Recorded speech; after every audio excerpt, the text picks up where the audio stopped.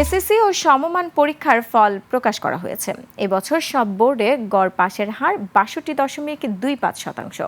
সকাল ১০টায় শিক্ষা মন্ত্রণালয়ের সম্মেলন কক্ষে ফল প্রকাশ করেন শিক্ষামন্ত্রী আ.ন.ম এহসানুল হক মিলন। চলতি বছরের ফলাফলে দেশের ১১ শিক্ষা বোর্ডের ৩১২টি শিক্ষা প্রতিষ্ঠানের কোনো শিক্ষার্থী পাশ করতে পারেনি।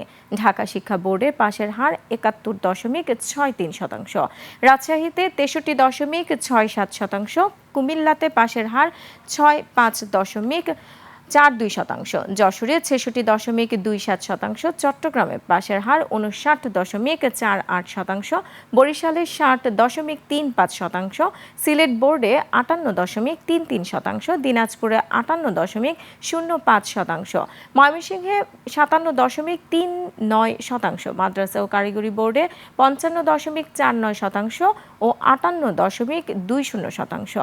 এবছর সাধারণ শিক্ষা বোর্ডে জিপিএ ৫ পেয়েছে ১,১৬,৬৭৬ জন শিক্ষার্থী।